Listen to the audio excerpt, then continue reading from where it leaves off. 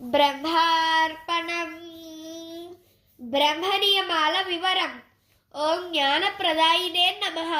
ఓం అంటే అకార, ఉకార, మకారములు.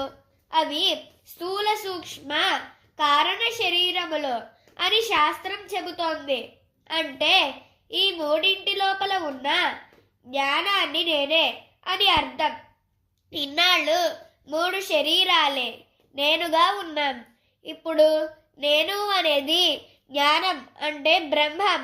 జ్ఞానప్రదాయిని అంటే జ్ఞానాన్ని ఇచ్చేది.